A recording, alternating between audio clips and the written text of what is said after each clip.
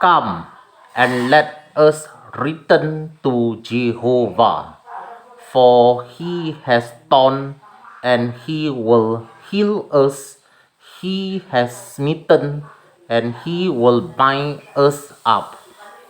After 2 days, he will revive us. In the third day, he will raise us up, and we shall live in his sight.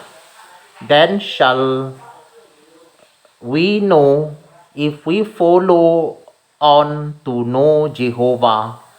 His going forth is prepared as the morning, and he shall come to us as the rain, as the latter and former rain to the earth. O Ephraim, what shall I do to you? O Judah, what shall I do to you? For your goodness is as a morning cloud, and as the early dew, it goes away. So I have healed them by the prophets, I have slain them by the words of my mouth, and your judgments are as the light that going forth. For I desired mercy and not sacrifice, and the knowledge of God more than burnt offerings. But they, like the people that have transgressed the covenant, there have they did treacherously against me.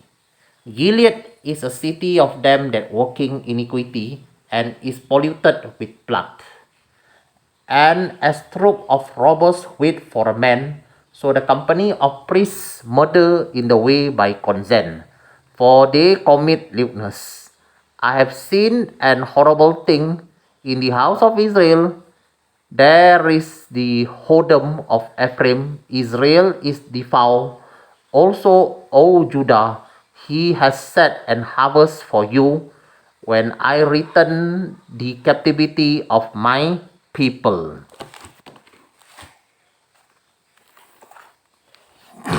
Right. यहाँ पर चलो हम यहोवा की ओर फिरें, क्योंकि उसी ने फाड़ा और वो ही चंगा भी करेगा। उसी ने मारा और वो ही हमारे गांव पर पट्टी बांधेगा। 2 दिन के बाद वो हमको जिलाएगा, और तीसरे दिन वो हमको उठाकर खड़ा करेगा। तब हम उसके सम्मुख जीवित रहेंगे। आओ हम ज्ञान ढूंढें, वरन यहोवा का ज्ञान प्राप्त करने के लिए यत्न भी करें, क्योंकि यहोवा का प्रगट होना भोर का भी निश्चित है। वो वर्षा के समान हमारे ऊपर आएगा, वरन बरसात के अंत की वर्षा के समान, जिससे भूमि सिंचती है। हे एप्रेम, मैं तुझसे क्या करूं? हे यहूदा, मैं तुझसे क्या करूं? तुम्हारा स्नेह तो भोर के मेघ के समान और सवेरे उड़ जाने वाली ओस के समान है। इस कारण मैंने भविष्यद्वक्ताओं के द्वारा मानो उन पर कुल्हाड़ी चलाकर उन्हें काट डाला, और अपने वचनों से उनको काट किया, और मेरा न्याय प्रकाश के समान चमकता है। क्योंकि मैं बलिदान से नहीं, स्थिर प्रेम ही से प्रसन्न होता हूँ, और होमबलियों से अधिक ये चाहता हूँ कि लोग परमेश्वर का ज्ञान रखें। परंतु उन लोगों ने आदम के समान वाचा को तोड़ दिया। उन्होंने वहाँ मुझसे विश्वासघात किया है। गिलाद नामक गारी तो अनर्थकारियों से भारी है, वो खून से भारी हुई है।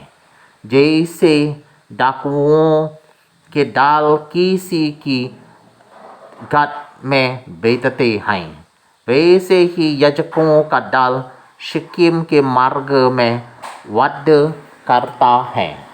वरन उन्होंने महापाप भी किया, इस्राएल के घराने में मैंने रोंगे खारे होने का कारण देखा।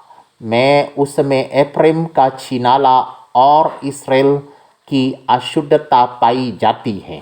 हे यहूदा, जब मैं अपनी प्रजा को बंधुआई से लौटा ले आऊँगा, उस समय के लिए तेरे निमित्त भी बदला ठहराया हुआ है।